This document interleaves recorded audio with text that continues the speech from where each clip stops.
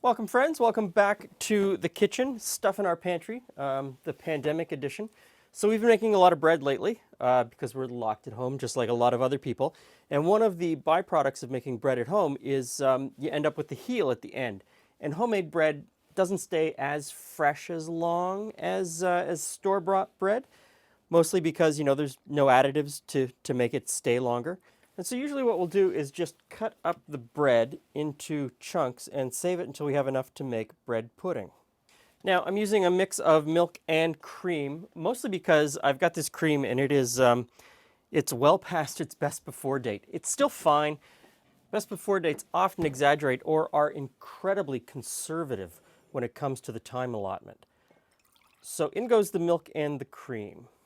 Next in is some sugar, just regular white plain table sugar. Next in are 2 eggs. Now at its core, bread pudding is just a custard. It's just a baked egg custard. And the big variable is how much bread you have. What I usually do is weigh how much bread I have and then base the rest of the recipe around the weight of the bread. And it's a fairly simple formula. For every half a pound of bread that you have, I will use 4 eggs and 2 cups of milk. And that gives me a custard that I like, bread pudding that I like. And so once I've got that relationship, I can cut it down or scale it up really easily, and I use the bread as the starting point. So I've got 2 eggs in here, I've got a half a cup of milk, a half a cup of cream. I'm going to put in some salt, a little bit of vanilla, maybe a lot of vanilla, and some grated nutmeg.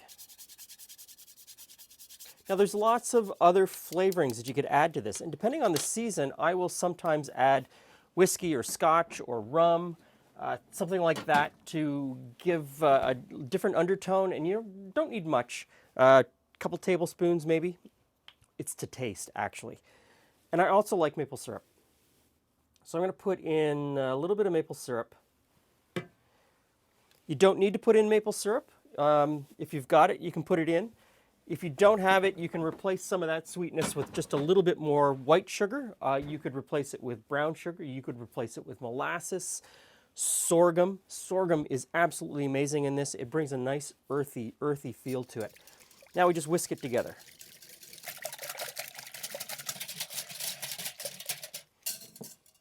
Okay, it's all mixed up. Now, in goes the bread. I mix the bread in, stir it in, and then I will put this in the fridge for about an hour, just to let the bread completely soak up the custard. I'll give it a stir a couple times, just to make sure that everything gets covered and everything gets into that eggy custard mix. If you don't have time to leave it in the fridge, you don't really have to. There are times where I'll make this after supper and I will just whack it right into the pan and put it into the oven right away. The bread doesn't soak up as much liquid. You get a different texture, and there's nothing wrong with that texture. It just depends what you like. There are so many ways to end up with a pudding that you really like. So, into the fridge. And now that it's soaked and stirred, I just pour it into a baking dish. The oven is preheated to 325. Now there was a time where I would put this in a bain-marie in an oven that was probably a little bit hotter than that. I found that just lowering the temperature does away with the bain-marie, and I let this go for somewhere between 45 minutes and an hour. And I just check it every once in a while to see if it's done to the doneness that I like. So, see you shortly. I am ready. So, let's see. Bread pudding. I love anything that is an egg, milk, sugary base. That's it. I really like Bread pudding, rice pudding, tapioca, Yeah. custard, you name it. Ice cream, I'm in. that whole custard thing it really does it for me. Now, you could have this cold, you could have this hot, you could have this drizzled with cream, you could have it drizzled with Maple syrup. I mean, You could make a bourbon sauce. bourbon sauce to go on top. if you were so inspired. All depends on what you have in your house and how you can do it. Now, if you want more custard and less bread, then make more custard and put in less bread. I kind of like the bready one. I think Julie likes more custardy one. I do like it a little more custardy, but you took the time to have it soak in. So each one has a lovely custard, sweet custardy flavor to it. And there's also a difference in how it was made based on your economic circumstance and maybe where you lived.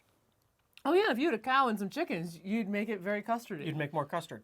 But if you live somewhere that you didn't have access to milk and eggs, But you had access to a bakery like inside the city. yeah. Yeah. And also, if you were just trying to extend the eggs and milk, you would put more stale bread in. So it's up to you. You take that basic recipe, like we always say, and just adapt it to your circumstance. What What's you in like. your house? Do you have Yeah. one egg or do you have two eggs? Yep. Do you have a cup of milk? Yep. Do you have, 3 cups of milk? What have you got? Go for it. Don't waste anything. It's all good. Thanks for stopping by. Stay safe. Stay healthy. See you again soon.